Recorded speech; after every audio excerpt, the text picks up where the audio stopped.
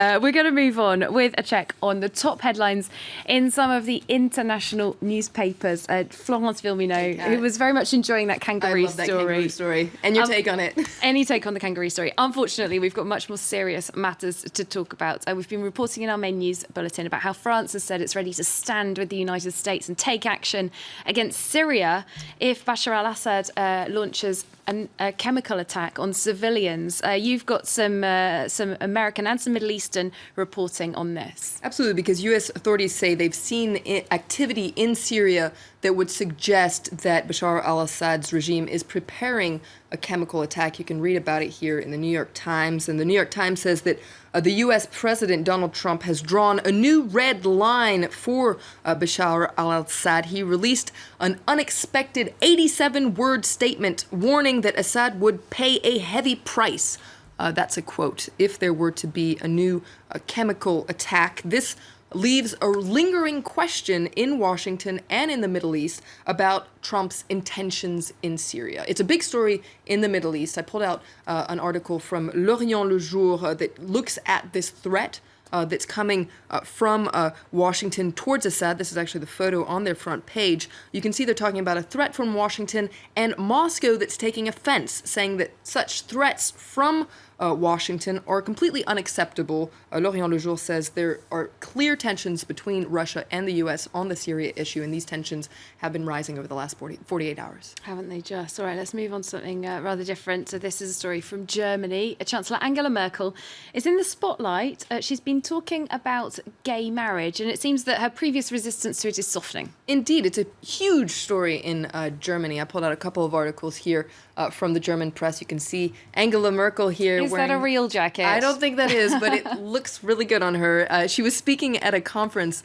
organized by a women's magazine on Monday, and she said she would allow members from her party, so the conservative Christian Democratic Union, to vote how they see fit on the issue were it to come to a vote. This is a big turnaround for Angela Merkel here. It's something that people could remember her for after the energy revolution, opening Germany's borders to refugees, and now this issue on gay marriage. Now, of course, all this comes in a very particular context. Upcoming federal elections in September. There's clearly a political angle here. You can read about it in the Frankfurter Allgemeine Zeitung that talks about how this is actually talk show politics, big talk show politics. Suddenly, Merkel has a conscience when it comes to gay marriage, but who is actually going to benefit from this most? Is it going to be homosexuals, or is it all about politics? All right, and there are opinion polls out that say that a clear majority of German voters seem to favour same-sex marriage being legalised. Not everyone in favour, though. Indeed, and the Frankfurter Allgemeine Zeitung, which is a conservative paper, has an opinion piece today that is very much in favour of protecting the union between a man and a woman, making it constitutionally different from homosexual unions. Why is that? Well, according to this article, it's because only the union of a man and a woman leads to children. And according to this article, the goal these days seems to be marriage for everyone, but marriage has lost its meaning. If two people of the same sex can get married and defend each other and stand up for each other, why can't siblings do that, or groups of people? Perhaps we should abolish the institution of marriage altogether, and the title there of that comment piece says, Marriage for No One. That is certainly a different take on that story, isn't it? Let's move on to something else. Several papers voicing their support for Liu Xiaobo, China's Nobel Peace Laureate, who's terminally ill with liver cancer. Indeed. Several editorials actually voicing their support for him. He was released from prison, but he's not really free, according to The Guardian. His lawyer says that police are posted inside the room.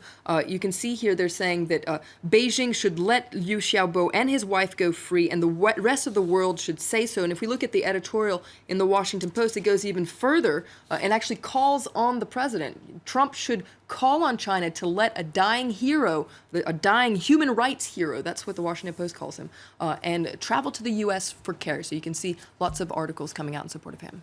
All right, and we've got another story that's about Donald Trump and one of his favourite subjects of conversation, fake news. Indeed. Well, there's a really interesting article in the Washington Post about Trump's golf club. Several of his golf clubs have a Time magazine issue with Trump on the cover hanging in them, but it's fake. The Washington Post, you can see this issue here, it's on the right rather, dated from March 1st, 2009. It says, The Apprentice is a television smash, and up on top it says, Trump is hitting on all fronts, even TV, but there was no March 1st issue in 2009, and there was no issue at all in 2009 that had Trump on the cover. In fact, a spokesperson from Time has actually confirmed this and says that they have asked Trump to remove the phony cover.